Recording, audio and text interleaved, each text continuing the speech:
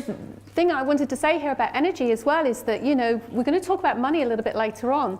But the thing is, if you haven't got any money, it just means that you're broke. But if you haven't got any energy, that's not quite so good, is it? You know, kind of means that you're not really living anymore. You're dead. So that's just leading me into talking very much about how important it is to look after yourselves.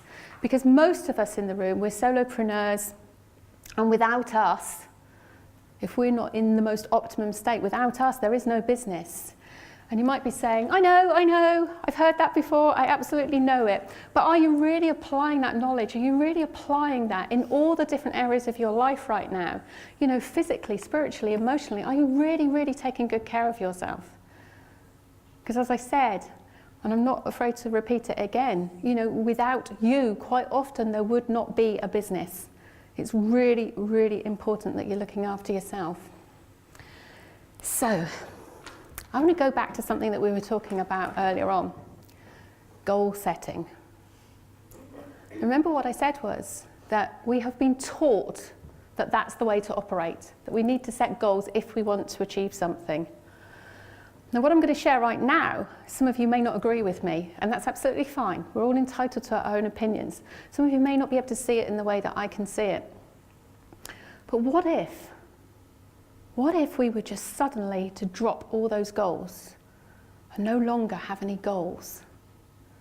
But instead, we put the focus completely on you.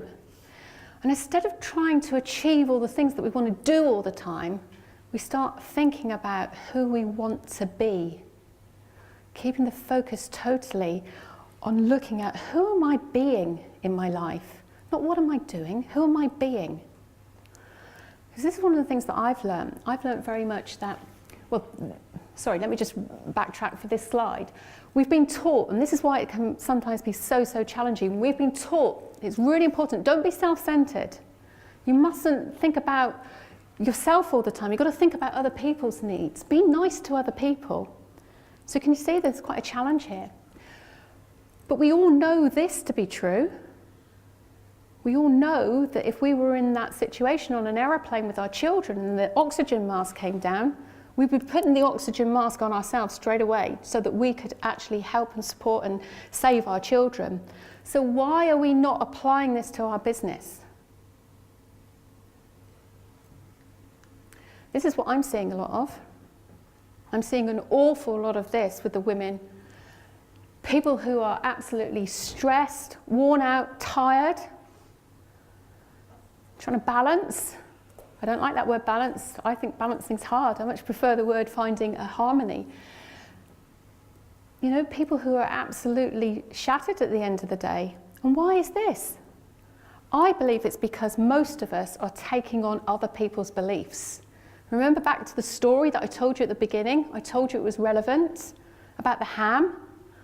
That was a belief that had been passed on generation after generation after generation. But that young girl couldn't see any value in it. She didn't see why she had to cut the end off the ham. She wanted to do it her way, and her way was absolutely fine. And I believe that this is one of the things that is actually really causing us resistance within our business, because we're always trying to be somebody else.